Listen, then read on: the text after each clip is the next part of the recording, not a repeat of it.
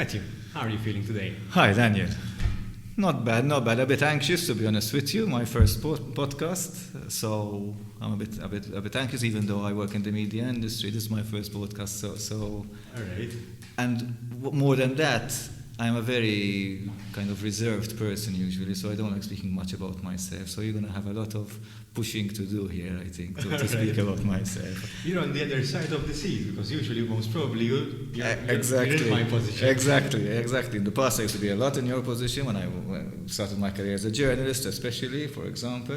Right. And I used to hate it when there was someone who wasn't speaking too much when I asked a question. So I know what it means, but How yes. you stumbled into the industry? Was it always your passion? How come I stumbled into the industry? No, it was not. It was not my. I always liked writing, to be honest with you, but I never dreamt of becoming. I started as a journalist before I was an HR manager. Maybe I'll explain to you how my career evolved. So sixth form, I wasn't very keen into carrying on university. Didn't know what to do with my life back then. I was more into meeting my friends and playing football, which is a big part of my life, football. So then I started with ST, microelectronics. I spent about 8 months there. I felt it wasn't me. It wasn't what I wanted to do. Yet I still didn't know what I wanted to do with my life. Yeah. Then this opportunity came through a contact there was at Times of Malta. He told me, why don't you try going there? And I went in there, and from day one I just loved the profession, the journalism part of it, more than anything the company I worked for. I thought Allied Newspapers, which is the mother company. Yeah. I just fell in love with it, and it was from then on no turning back from journalism. I still work with the same company, in fact. Yeah. What was it? What was the aspect that you loved? The aspect, I think, was it gave me a chance to express myself through the writing as well. Through writing, because obviously I started writing, and the biggest aspect of it is that I felt that as can I mention the company as Times of Malta? Yeah. We had a massive influence on the country. We have a massive influence on democracy, and so I felt that I am doing something for my country, not just for myself and for the company. Okay. So I felt that is a very noble thing, and that's why I enjoy working for Allied Newspapers, basically. Yeah. I think Simon Sinek mentioned something like this, that we human beings need to be part of something bigger than us. Exactly, and I know he mentioned that, yes, because that's true.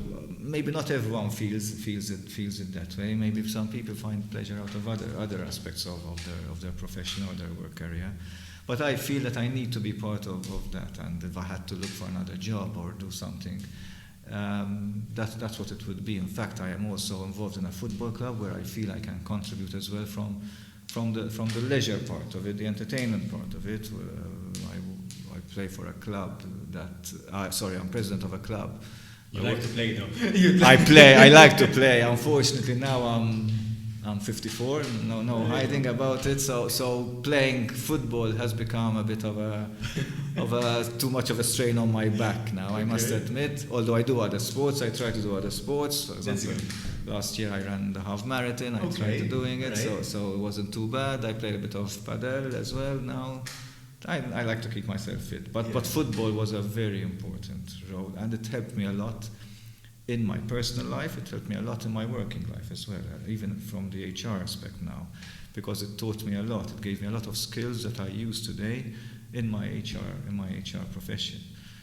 Obviously, I would say the main one is the teamwork. The importance of teamwork, and so the importance of everyone working together for the same goal. That is obviously the biggest aspect in football, and obviously when you come in your daily work as well, I think it is very important to have teamwork, and it is a 21st century skill. I think that as us HR managers should look out for when recruiting new employees, that they can cooperate, that they are team players, because I think that makes a big difference in the whole team dynamics.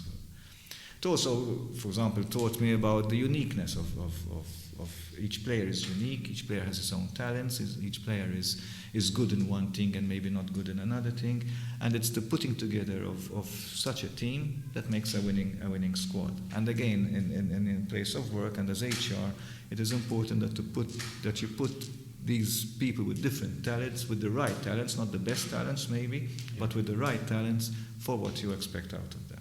So even there, it showed me a bit of that. It also gave me leadership skills, obviously. I mean, you have to be a leader. Not just the manager has to be a leader of the football team, but as a player, you have to be a leader on the pitch. And what's more important, a leader who shows empathy, which is another, I think, important aspect in HR today. Another skill people must have, the empathy, the emotional intelligence. When a team member is playing badly or makes a mistake, it's the way you approach him, with the way you encourage him, the way you lift him up and drag him with you, rather than putting him down or blaming him or whatever. In football and again in work. And it can go on and on for so long. I see a lot of correlation between the football and the skills I learned through football and what I use today at work. I might have digressed a bit, but so my career started in journalism, and after advancing through my journalistic career, with a lot of experiences which I will never forget, both coverages, both meeting people on the world stage, locally.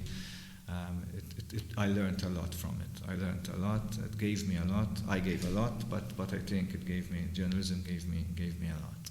But then there reached a point where I was, I think, around 35 years old. I had become assistant editor of the Sunday Times. I was editor of the Motoring magazine and editor of a few other publications. When I felt, I needed a change. And I believe in change. I believe in constant change, to be honest, even though I'm still with the same organization. But I still believe that you can change, not just the organization, you can change within, you can change the way you do things and all that. So I felt I needed a change. So it was either leave the company I loved so much, and I still love so much, or see what can be done. I proposed to the management back then to start. We didn't have an HR function. We had what was the old word, the personnel, and all that. We didn't have at all an HR function. I proposed that. Don't ask me why. I proposed HR, but I thought that there was a gap in the organization, and I said it might be good to go there. And it took my sort of new career took off from there as HR. I built the whole HR setup. I built the whole HR department there.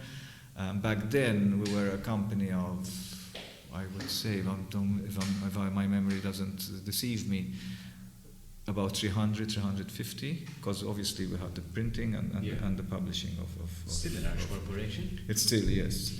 Now we're much less, obviously, which was obviously a headache for the HR manager to reduce staff and to right size and all that. But yes, we set up the whole HR department, and from then on I haven't looked back as well. And my HR career took off from there, basically. Almost by chance, in a way. Almost by chance. I mean, honestly, I think it was by chance. I mean, sometimes people say you should have goals and fixed goals in life and make sure you go for them. And I still think you should have fixed goals in life, maybe. But sometimes things come by chance as well. Yeah.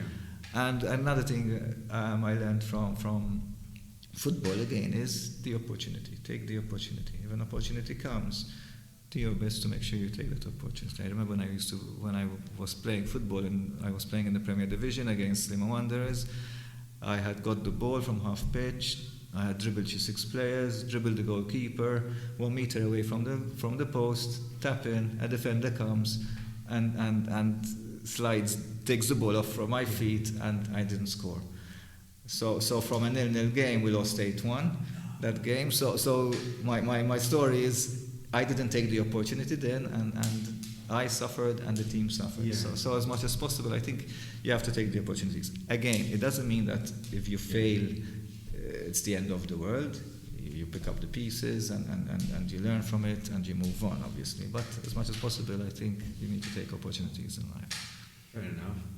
But you've mentioned that you've involved in quite a lot of organizations still today. What do you I seem to get involved in a lot of organizations, yes. By chance, but again, by chance. Well, not necessarily by chance, but yes. I mean, I'm involved in obviously my profession, my work. That takes most of my time. After that stops, the extracurricular starts, which is I'm president of FHRD, obviously, which is the home for the HR profession in Malta, basically. I am president of a football club, of Melita Football Club, where we play in the first division, or the Challenge League, what is called the Challenge League. We have a nursery of around 350 children, which is like running practically a whole school, a whole school. And we obviously have the senior squad as well. So that is a whole kind of running another company on its own kind of thing, with the budgets we have and all that. I am also, I sit on the executive board of the Malta Football Association as well, so that takes some time as well. I am in other committees, football committees and other voluntary organizations. So I do keep myself busy. I thank my wife and my children for the patience they show, but yes, I like to keep myself active as much as possible. And I don't like to focus on one thing only. So from HR, I like to focus on football. I don't want to, after a full day of HR, go back to doing something which is HR related. Yeah. I think you need to change and get new experiences, new focuses in life maybe, and I believe in that as well. How does that support your well-being? In what sense? How does it support? How having a variety of things to do and shifting from one focus to another help you in your day-to-day? It keeps you mentally alert. I mean, I'm not joking, but I'm 54. It's not. Yeah. So it's good to you keep mentally alert. It helps me as well satisfy one of my needs, which is to give back to society as well, because all the extracurricular are all voluntary, are all vocational as well. So that. Obviously, I could be earning money rather than doing that after work instead. Yeah. But instead, I prefer doing this. So I think mentally it supports me. It supports me quite a lot. And doing something that is voluntary, I think it fulfills you in a different kind of way rather than work. Absolutely. So I can resonate on that because I'm part of Scouts as well. Okay. So I was a Cub Scout once. All right, a very long time ago. For sure. A very long time ago, and I didn't really like it that much. I don't know why. I didn't get into it, unfortunately. All my friends remained at GVA, but as I told you, I was football. It is beautiful. Just give me a ball wherever, and that's what I like to do. In fact, we have many members who are at the crossroads. They need to choose either Scouts or football. Because football is quite intensive, especially the one that's quite pushed forward. So a lot. You need to focus on it as well. A lot. And don't get me wrong, I think Scouts is a very good, a very good character building as well for everyone. So, yes. But I think you can get a lot out of from sports as well. So whatever you do, and as long as you're engaged in something and you're passionate about it, exactly. I think that's passion is everything after all. That's all it matters. It can be anything as long as you're passionate about it and you're not destroying yourself in the process. It's true. Because it might happen, and it will happen if you're super passionate. I was going to tell you that sometimes people go to extreme, so even you see sometimes joggers and these people they go into a regime of training, which will be in the long run harming them more than actually doing them good. So I think moderation is always a good aspect. Last time I had a conversation with the difference between passion and obsession. Okay, exactly. There's a very fine line. Very fine, and it's very hard to manage and to keep track of as well. Very true. But as you said, balance is very important. I think balance is very important, and bring me, for example, to work-life balance as well. For example, I mean, I remember again when I had started my early years, I was quite a workaholic. I used to just think work. Obviously, my philosophy has changed over the years now, and I realized that the leisure is just as important as the work as well. Maybe because I'm established now, maybe because it's easier for me. But I think what defines a person, I think Aristotle had said this, what defines a person is his leisure and not his work, really and truly. Okay, I never heard about if I'm, you're the psychologist, maybe you can correct me, but I think Aristotle had said this. A man is defined by what he does in his leisure time than what he does in his work time, if I'm not mistaken. It doesn't mean it's right, obviously, but I think your leisure, what you do in your leisure is very important as well, as much as what you do in work. I think it's about, because of work. Work sometimes is something that is, force is not the correct word, but it's something that you have to do. But leisure is something that you choose to do. So yes. Although work should be something you choose to do as well, to be honest with you. But yes, it's not always works out like that, unfortunately. Yeah, that's true. Matthew, what do you bring to the table? Because you're involved in various aspects, and what part of Matthew do you bring to the table? What does Matthew bring to the table? Well, I think I am a good listener, first of all. I don't like imposing my ways. I don't like, although I have very clear ways of how things should be done, maybe, but I don't like imposing that. So when we're in a board meetings or when we're in any meetings, I like to listen and understand. I also like to challenge a lot.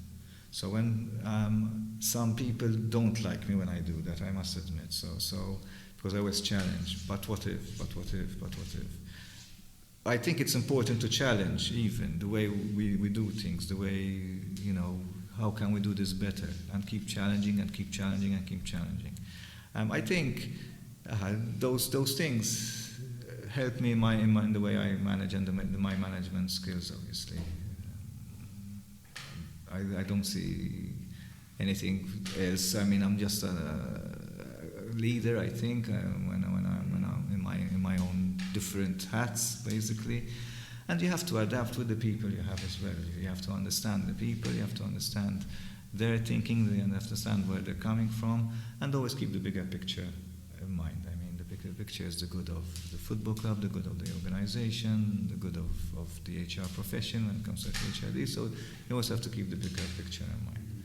So you can't be, as a leader, although it's very important, but you can't be expected to be liked all the time either. Sometimes you have to take decisions which are unfortunately maybe unpopular, but which are necessary for the good of the whole organization. That's true. In some cases, especially in the HR profession as well, and I even encountered this issue even in Scouts as well, when I'm mainly dealing with parents. You have to listen to the individual, but you have to think about the collective as well. Exactly. So certain decisions might not appeal to that individual. Because it's very specific. And certain decisions has to be taken to benefit the grand majority of people, sometimes even the business. Exactly. In the case of an organization. I think the key there is how you pass on the message. How you pass on the message, yes. I think that is key. The communication, the communication, how it is done to pass on the message. You mentioned communication. I think communication is key in everything you do. It has to be two-way communication and very clear communication, so that there won't be any misunderstandings. I think, especially in the HR profession, communication is very important. Today we're dealing with a new generation entering the workplace, and then picking on this because we mentioned communication. There's a different trend of communication. How, in your experience at the present, dealing with, not dealing in a sense that it's something to be afraid of, but how you're managing it?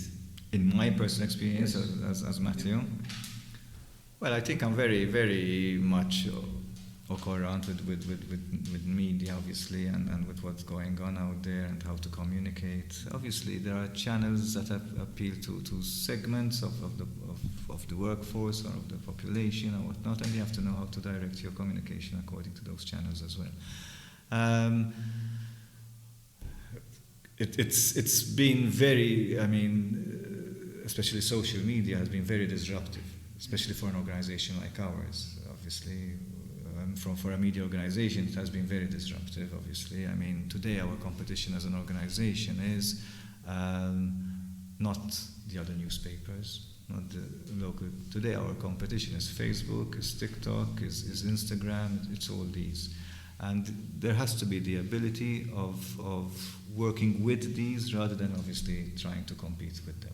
We can never obviously beat Facebook, we can never beat Instagram, we can never beat TikTok, we can never beat Twitter or these.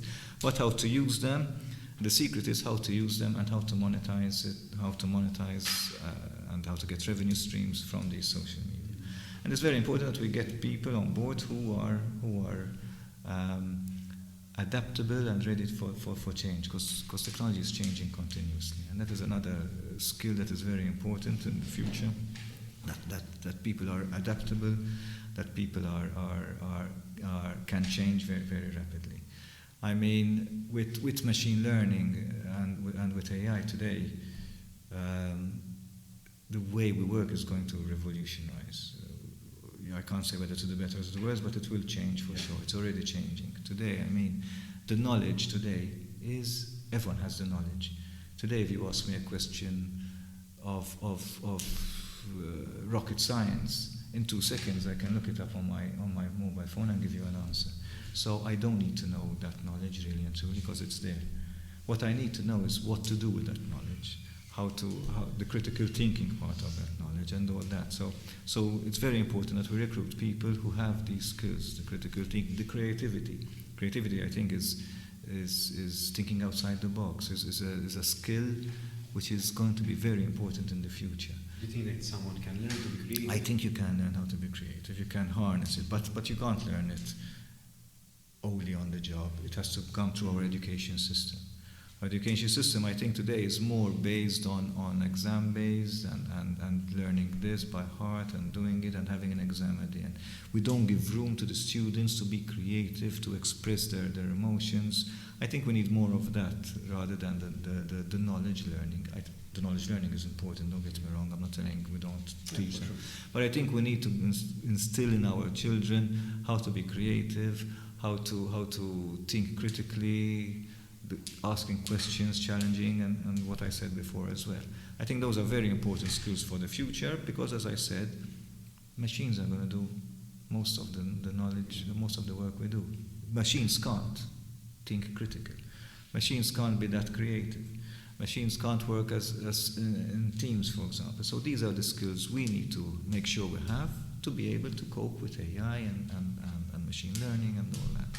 So I don't know if I digressed a bit here, but that's where I think the skills of the future. The skills of the future. Obviously, there's the biggest skill is as well, obviously, IT literacy. I think being digitally literate is very important. Very important. You can't live. You won't survive not being. In fact, I think the elderly people are struggling a bit when it comes to digital literacy, obviously, because they find filling a form online might be an issue for them. So being digitally literate is very important. Can it be that it's perceived as harder than it is? Yes, for sure. I think it is. I think there's this fear. This fear. I'll be honest with you. My son is 20. I am 54. I mean, sometimes he does things which I say, oh, how did he do that? What's that? Obviously. Yeah. But I think it is. I think it's a fear of trying, fear that we'll make a mistake, and God knows what will happen if I send this. In fact, maybe it's a fear of taking the risk as well. Mm-hmm. And I think in life you need to take risks. So yes, go for it. Try it. Try and fill that form online. It's not the end of the world if you send it badly or you fill it up wrongly. So I think getting there is very important. But I mean, the risk of not being there is a lot bigger than the risk of using it and using it badly. Very true. That's what I believe. I mean, so digital is the future, and let's get ready for it, obviously. Mm-hmm. And sometimes detaching yourself from it. So, for example, I think it was 2 Sundays ago, I was having a conversation with my uncle. He was self-employed up until this point. He was a blacksmith, and now he found employment within an organization. And before he didn't need to use, he didn't promote his business through digital marketing channels. By word of mouth, the business was of my grandfather's, and he inherited it, so he didn't need to do it. Now he's he asked me how to punch from his mobile and how to access his payslip. You see, but that's brilliant. Yeah. All it needed was maybe that encouragement. Go for it, try it, and that's it. But because he's not young, but he's not super old either. So he's able to do it. My father is able to do it. He's older than him. But I think it's the gap that he had of not being in touch with technology. Yes. If you're continuously in touch, if you're using Facebook, you're able to use most of the apps, exactly. most functions within the computer, which is a mirror image of the smartphone. What I found tedious though is that sometimes an app on the phone doesn't work exactly as on the PC. It is a bit tedious. Yes, it's true. You're right. You're right. So I don't blame people who are older who don't manage to find their way around. It's true. I'm 54. I'm not that old. I remember loading our games from a cassette. It used to take an hour, and we're waiting. And when it's at the end, the line drops and you have to start all over again. So today, if it takes more than 2 seconds, you say something's wrong, you have to upload. But yes, I think it's the fear of trying it out, to be honest. So I encourage everyone to go for it, to get digital savvy, because I think it is very important. Because you'll suffer otherwise. You get left behind. You won't. I think you won't cope, to be honest with you. I think what we need to be wary about is that technology is moving very fast. I know that it's a cliche and is oversaid, but technology is moving fast and is making us move even faster. And I think that our brains or minds are not able to keep up with that, with the speed of the change. I think we need more time to adjust, and the adjustment time is so much shorter now that it is causing us stress to a certain extent. So if we're not processing what we're experiencing, I think it's very easy to get overwhelmed by many things. Absolutely, yes. I agree totally. I mean, the speed at which technology is advancing today, it's true.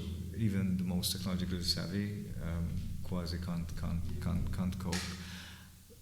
But you have to do your best, obviously, and you have to keep trying over there. I mean, sometimes I say to myself as well, we need a breather. We need to stop a bit here, because what's happening, especially with AI, is not just overwhelming. It's nearly scary. What's going to happen in 5 years, 10 years time? Artificial intelligence. I mean, are we going to be all at home doing nothing, and these machines working for us? If only it would be that way, to be honest with you. But so there's a lot of this as well, anticipation. What's going to happen, which is also causing stress. Is my job secure? Will I be having an income in 5 years' time? If you're a journalist, to speak to journalists, do they need me anymore in 5 years' time? Will AI be writing articles for me? And just ask the question, and then a whole article comes out. So everyone in his own industry has this anticipation, and it might be very stressful, obviously, because I think work as well gives you some dignity as well. So if you don't have that, it causes more stress as well. So we have to really manage this situation properly, obviously, but there's no stopping technology. Unfortunately, there's no stopping technology. The scariest part is not that, I believe, it's the whether AI or robots or whatever are going to take our jobs, but whether they are going to speak a language that we can understand. Yes. Because at the moment, the intelligence of AI is almost equivalent to Einstein, which is regarded as a genius. Of course. Till today, so many years later, we still can't understand how he thought. Mm-hmm. So imagine if the AI is double that. It's true. It's very scary. It's very overwhelming. You begin to wonder. But I also believe that at the end of the day, you can always pull the plug off. It's always in our hands. Until today, it is always in our hands. So I think if the worst comes to the worst, there's always that superhero who will say, listen, that's enough, until pull the plug, and then we're sort of back to where we are. Yeah. It's metaphorically speaking, obviously, but I think it's still in our control. I think it will always be in our control, in the humanity's control. The fear is that the malicious people, the people who use AI for bad intents and all that, that is where legislation has to come in and regulation, that's the word, exactly. I think, although I'm not one who really believes in regulation, to be honest with you. I believe in people that like freedom of speech, for example. People can say what they want, do what they want, and then bear the consequences of what they say and what they speak. So, in a way, too much regulation will hinder as well. Will hinder progress, I think, as well. So we have to find the right balance, like it can't be too strict. Yes, it can't be too strict. There needs to be a structure that protects people. Obviously, always, especially the more volatile, the more who need the help, basically. But again, AI is all fed by humans so far. So we'll have to see how it develops, to be honest with you. We picked quite. I know we've really gone all over the place here. It's true. But it's good. I mean, it's good to talk about these things because it's over-talked as well. But it's good to have different perspective and perhaps a real perspective. And although there is some fear about these things, we can't deny that the AI is facilitating our lives as well. Absolutely. There was fear when the internet came. Yeah. There was a massive fear. The internet. Can anyone imagine the world without internet today? So this is what I mean. I mean, we'll get used to it and we'll use it properly. Obviously, there'll always be the exceptions, but I think it will help us dramatically. I mean, especially in countries maybe which the poorer countries, I think it can do a lot there, AI, in the poorer countries as well, like internet has done.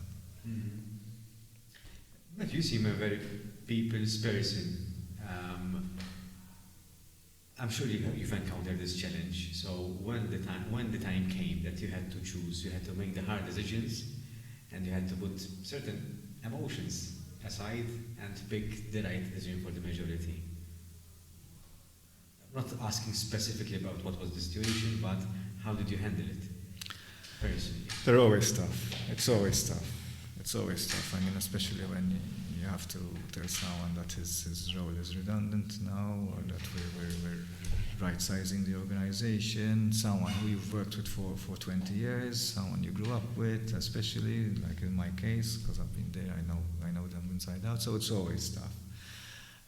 You have to obviously present it in the light of the bigger picture. You have to make the person understand you. You have to absolutely be fair with the person, obviously. So whatever are his rights, you have to give them to them. But the biggest task is not in that meeting with that person. The biggest task is throughout the years. If the person was respected throughout the years, if the person felt that he was never dealt unfairly throughout the years, then it's easier at the end to tell him, and he will understand and respect the decision more. If his working life with the organization was always deceit, unfairness, I don't know, not treating him as he should be treating, then obviously it comes more difficult towards the end as well. So I think that the journey should be from recruitment to the end of the term. Treat them, the employees, as they should be treated. Give them the whatever is due to them, give it to them. Listen to them throughout the years. Adapt, help them, train them, develop them, and then that last unfortunate meeting is much more easy back then. Also, I think it's the way you put the words, it's the way you speak to them. I know it might sound a bit, but I believe a lot in humor as well. So a bit of humor never goes astray, especially when there are difficult discussions and hard discussions. If you put a bit of humor into the equation, it always helps. I think humor is a sign of, I don't touch it, but a sign of intelligence as well, if the humor is obviously. What's your sense of humor? It's a very dry sense of humor, mine. Okay. It's a very dry sense of humor, very sarcastic, I think I am, but obviously harmless and whatnot. Yeah. But I always try to find a funny aspect that can put a smile on the face of anyone in any situation. I think putting a smile on the face of someone is always better than just showing them that your authority there and that's it. I think it brings you down to any level, and it helps break boundaries as well between whoever you're talking to. So I like the humor. I like the humor aspect. It's very interesting because I don't usually have conversations about humor. I think I use humor a bit as well, even the way I speak to people. It's something that it does help first build relationship and build trust, because if you click with someone else's sense of humor, exactly, you're done. The relationship is done. Exactly. And especially I think in the line of work, of HR, and in general, if you're dealing with people, I wouldn't say having a good sense of humor, but appreciating different sides of humor. Absolutely. And being able to laugh at yourself. Yes. That's very important. I mean, when I was young, I remember I was quite a sensitive guy. I didn't used to like it very much, especially when I played football and they used to call us all names from the stands, and my mother comes into the equation as well and whatnot. You can just imagine. Yeah. I never used to take. I was very sensitive, even the humor. But now, obviously, I've learned that. Listen, it's lovely, and I nearly get offended if someone doesn't make a joke on me as well. He's laughing at everyone and not me. So I think it's good. I think you have to learn how to laugh at yourself as well and find the humorous part of yourself, and then share it with others, basically. Laughing at yourself. One word came to mind, which is vulnerability, and how, because we need to be vulnerable with our own self in order to be able to laugh at yourself. So I'm not going into the direction of insecurities. We all have them, and some of them remain throughout our lives, even though we can find ways and means how to cope with them. That's it. But it takes courage and wisdom perhaps to be able to say, listen, I have this and this, I accept it, it's part of who I am, and I'm able to laugh as well. Exactly. In fact, I say it, I don't usually speak about it. When I played in Premier the first time, I was playing, and from the stands they were saying, "You're always offside," singing, "You're always offside, you're always offside." And I was saying, why are they telling me? Why are they singing, "I'm always offside"? And I realized because it's of my rather big nose, so I was always offside. And I used to really get offended. Today everyone jokes and we all joke about it, so I'm at peace with it now. It's what it is. So I'm even saying it here. So yes. But I mean, but at the time it used to be, when I was younger, it was quite a big thing for me. But now, I mean. What does it take for us to get over the bridge? I don't know what actually made me. I think I came to terms with it. It's reality. Nothing can be done really, except maybe, I don't know, undergoing surgery or whatever. Yeah. But just accept it. There are other good things about me, and let's push those rather than that. So. Mm-hmm. But if you let people put you down because of either your vulnerabilities or your other insecurities, then you're getting into a very, very difficult and scary place. So you have to try and overcome it. Some people need help maybe, but you have to overcome your insecurities and vulnerabilities, I think, or work around them, or why not put them aside, sweep them under the carpet? But just find what's positive in you, find what's positive in other people, and just work on those.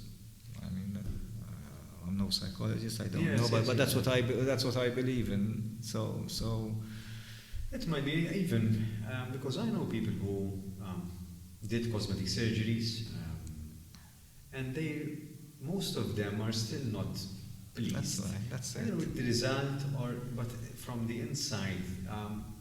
You have to be clean in the inside. Yeah. You have to be convinced from the inside, not just when you look in the mirror or when you do that. I think this is why the surgery is secondary, really and truly. Mm-hmm. You have to just say, listen, this is me. Who likes me, who doesn't like me. I mean, and that's it. Mm-hmm. So, and let's laugh about it. Yeah. Let's make a joke about it. Why not? So, Yeah. so. But Matthew, do you have regrets? In my life? Yeah. Regrets is a word I don't like to use. I mean, I don't think I can say I have regrets. If you tell me, would you, if you had to be born again, would you do things differently? I tell you, I'd do everything differently, from A to Z. Not because... Even if you lost your memory, or if you retain the memory that you have at the moment? No, if I retain the memory. If I retain the memory, I'd do everything. Yes, definitely. Yeah. Because you have to just try different things in life. To go. I mean, if I'm going to do everything again the same as I did now, sure. what the hell? So what would you do differently then? What would I do differently? I think I'll take my studies a bit more seriously when I was young. I think I didn't take them so seriously. So maybe because I had to work harder later on in life because I didn't take my studies so seriously. But I think I'll want to enjoy my life more as well, I think, and make good. But otherwise, my life turned out quite well, I must admit, as it is now. So there isn't much I would say I regret. Married, 2 children, have a good job. So I'm really caught unawares with this question because I'm not sure I regret many things, to be honest with you. Well, I share the same philosophy about regrets. I mean, regret comes out easy as a word, but the meaning of the word does not resonate in the sense that yes, you might be disappointed about an outcome, for sure. Yes. But if you haven't gone through it, I know that many people say this all the time, but it's true. It's a fundamental fact about life. If you don't go through some things, even if they are sour or bittersweet, they will not shape you to the person that you are today. In fact, there are stories. Everyone has his own stories. Everyone has his own experiences, and experience is a word I like because experience doesn't say whether it's a bad or good experience. It's just an experience. Yeah. From that experience, you learn. So whether it's bad or good, you learn. And if you don't go through that experience would shape your life, shape the way you think, change maybe the way you think as well, going through an experience. So you have to go through these experiences in life to which define you. Mm-hmm. So I think I'm good as I am. So these experiences served well, it seems. Now again, as I said, if I had to start again, I'd do everything as much as possible differently, and just to change, because I believe in change, and you need to change. Mm-hmm. But the message that is coming across to me from you is that the more that the better the relationship that you have with yourself. First of all, the happier you are in general. Absolutely. And the less, in inverted commas, regrets you have. Absolutely, yes. Because you accept, as you're saying, that this experience that I had to go through in order to become or to mold myself in the person. The way I am. Yeah. So I think it's having the best relationship that you can have with yourself. And sometimes we push ourselves aside. Yes, it's true. For many reasons. And again, we take too much note of what others say about us. And not what we think of what we are ourselves. So it's important to take note of what other people are saying about you, obviously, but it doesn't mean that they're saying it. What they're saying is 100% correct either. So you have to sift through. So you have to sift through that. You have to see what their intentions are as well. Sometimes. So just make sure that you are at peace with yourself, happy with yourself, and I think you can move on easier like that. Matthew, it's been a pleasure. I hope what I said entertained you, will entertain your audience as well. No, I took something out from it for sure. That's good. That's so good. Thank you for sharing your experience and your wisdom in life. Thank you as well. And the most thing that I'm taking away is the last part in particular. It's the importance of having a healthy relationship with our own being. I think that is very, very important. Thank you. This was a real experience for you. It was your first podcast. It was my first podcast. I don't know whether I fared well or not, whether I passed the test or not. At first, when you said it's my first, I saw that you were quite a bit on the edge, so I didn't acknowledge it. I just asked the question and we're all over with it. But I think we got on very well. Well, yes, I think so too. Proset, Daniel, you. I mean, I've seen some of your podcasts as well. You're doing a very good job, I must say. Thank you. Thank you so much, Matthew. Thank you for having me.